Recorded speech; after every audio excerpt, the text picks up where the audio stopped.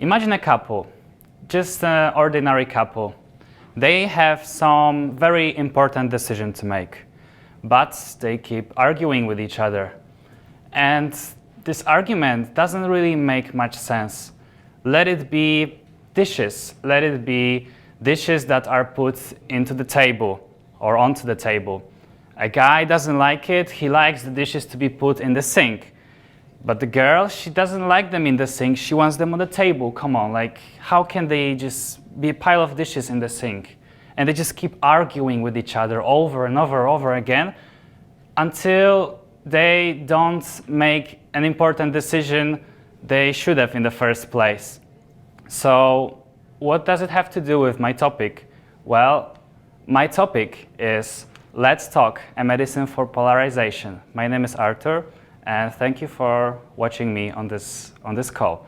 So, a polarization. Why do we need a medicine for that? Well, let's start from the beginning and talk why is it so bad.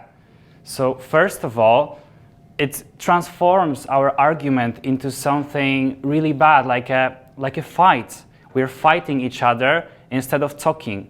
So, we don't really want to achieve something else than just destroy the opponent during this fight. So the other opponent, he just needs to defend himself, right? So he won't surrender, won't admit he's been wrong, because it means that he's been defeated, right? And nobody wants to be humiliated by like a big defeat, right? So the end conclusion is that, well, we find no solution to our problem at all. So that's not really good. But how come? Like, why can't we just argue with each other and discuss and disagree with each other? Well, we can. Actually, we argue, and this is not completely negative thing. We argue when our emotions take over our discussions, our rational arguments. So after that, we just want to convince the other party to our own thinking, to our own arguments. And at the point when the rational arguments don't convince the other party, then we just try to use our emotions and try to force our stand, our point on the others. And actually, this is not entirely bad. This actually makes us somehow push a little bit further the thing that we wanted to discuss, and sometimes it's the only way to convince the other party. But we shouldn't overuse it that much. Actually, we've been arguing with each other for hundreds, thousands of years. But why polarization has become such a problem nowadays? Well, it's a quite new problem, I would say. If we take a look at the data, we can see that in the US, in the last few decades, the polarization effect has come into place. If you take a look, then just a few decades ago, there were two groups, Democrats and Republicans, which were supported by the people. And those people, they were more or less willing to side with one or another, right? But fast forward a few decades, we can see those mountains going away from each other. That means that the people start supporting one or the other party, and they are just becoming blind and deaf on the arguments of the other. And this is where polarization happens. But actually, we don't have to look far away across the ocean to see that.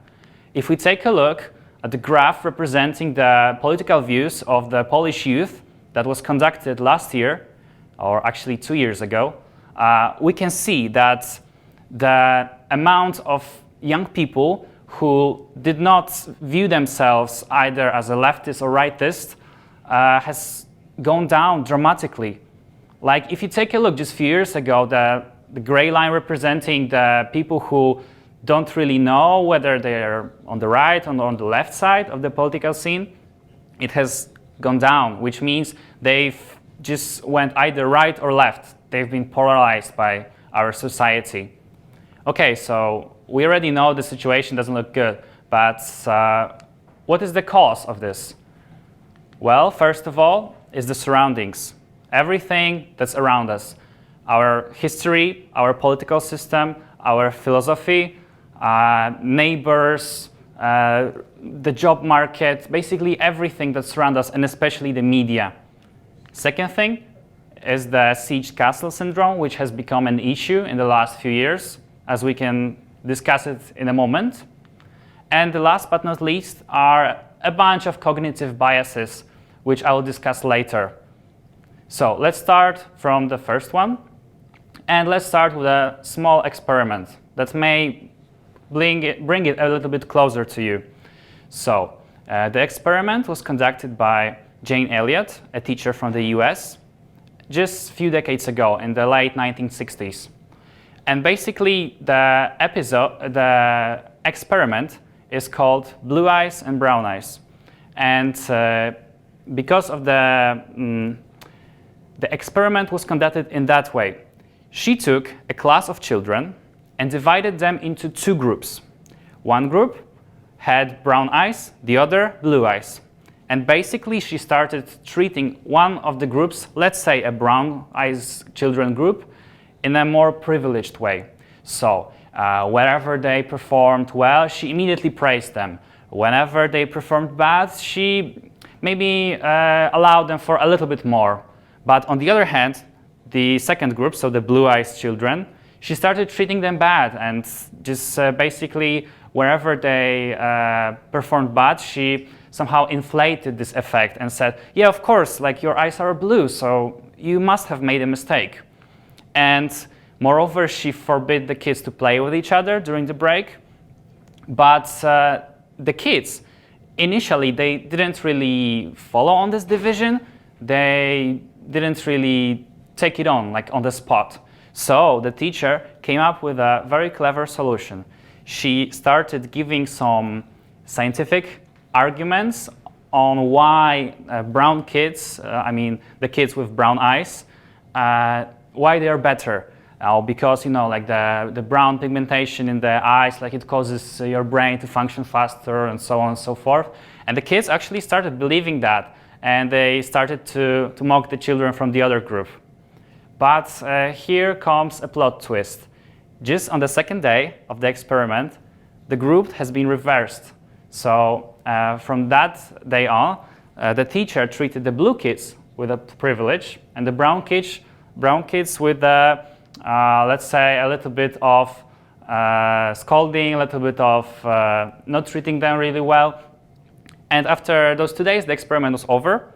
And the moral of the story is basically that if society pushes us to believe in something, then we may actually believe it without even knowing that it's been forced on us, without any reasoning. So let's move to the second point, the sieged castle syndrome.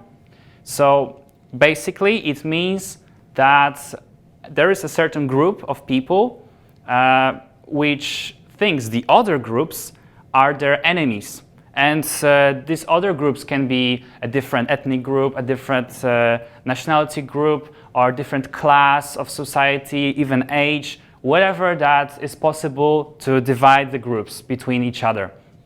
And the main group fears that the other groups will attack it. So as we know, the best defense is attack. So they become more aggressive. They fight for their opinions more aggressively, try to push on their opinions, and they become really, let's say, electric when they start discussing certain topics that involve the main group's interest.